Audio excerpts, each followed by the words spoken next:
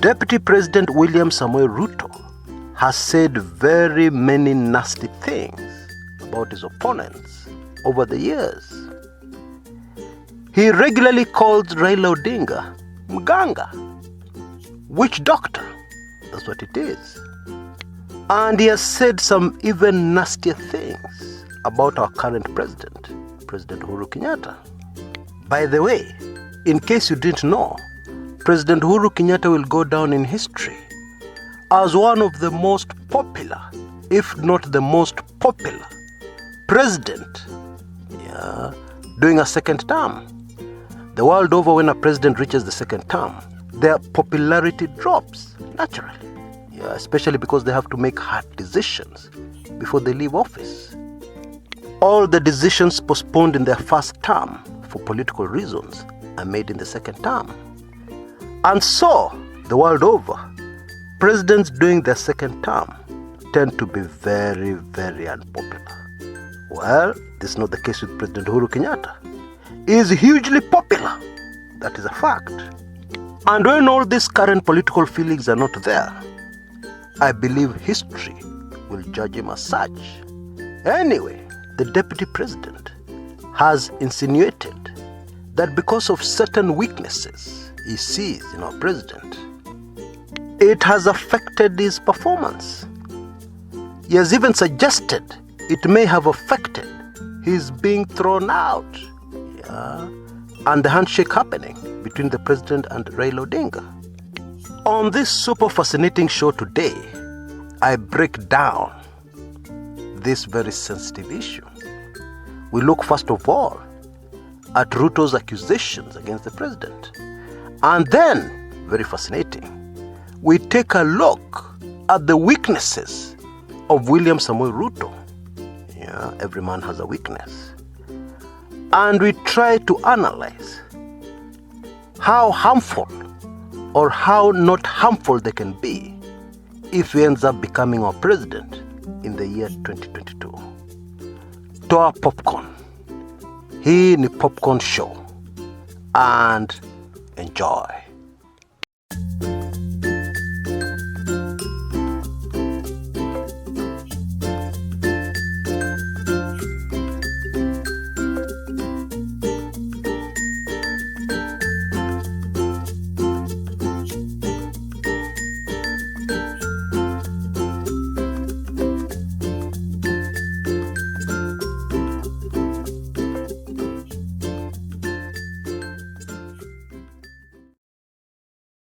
Now, let us take the bull by the horns and analyze, without fear or favor, these weaknesses in men.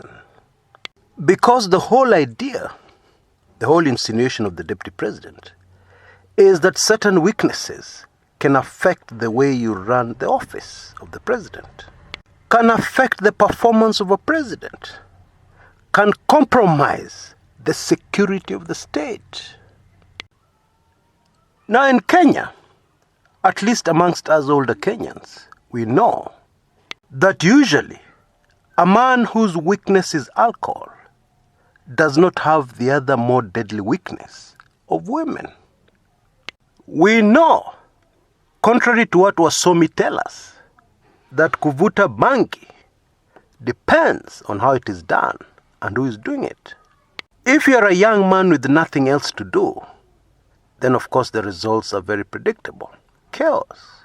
And this is one of the reasons why some politicians are trying to legalize bangi in the country called Kenya.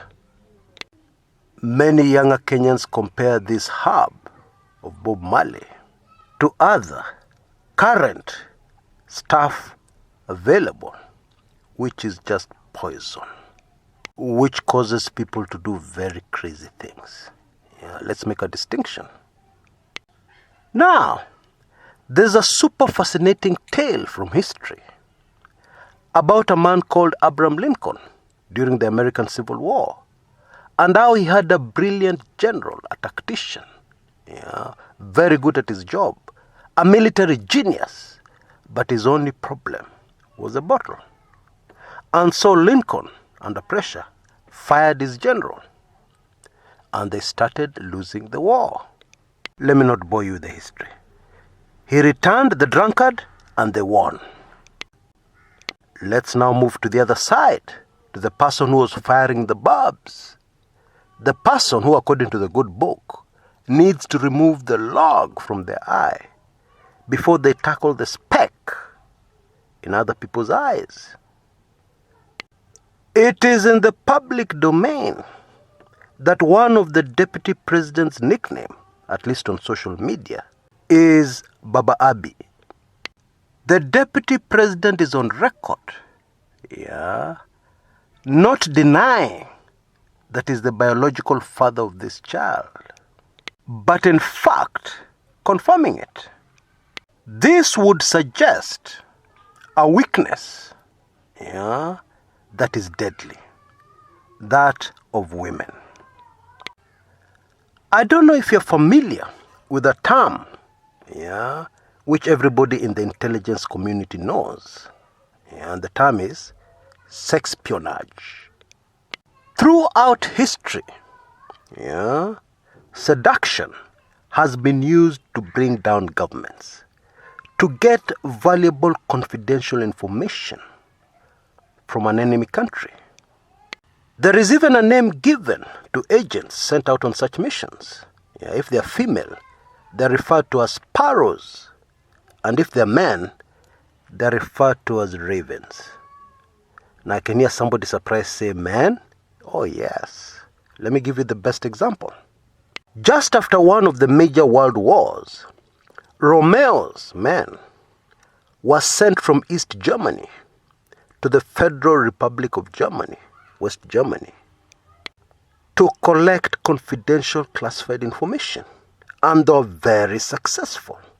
So successful that in the end, almost 40 women were prosecuted for espionage in Western Germany. Now the premise for this was very simple.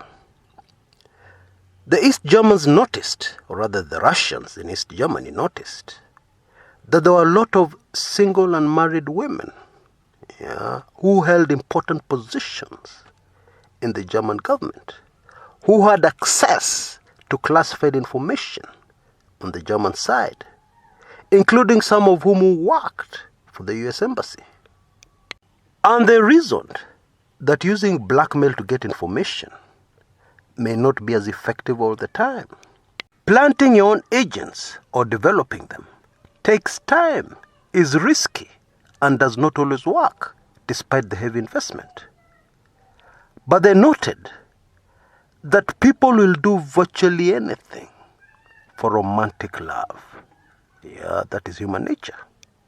And so they did their research, and then they sent this young, dashing, handsome man and unleashed them on the lonely women.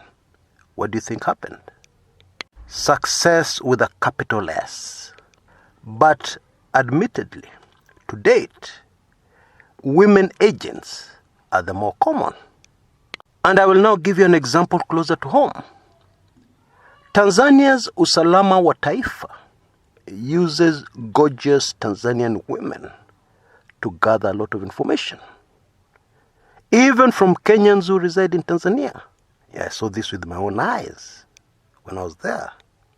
In one super fascinating case which I witnessed, a man fell in love with a Tanzanian lass, a Kenyan man. And this Kenyan man had overstayed his visa in Tanzania by almost a year. And this man was very politically active in Tanzania amongst the political parties.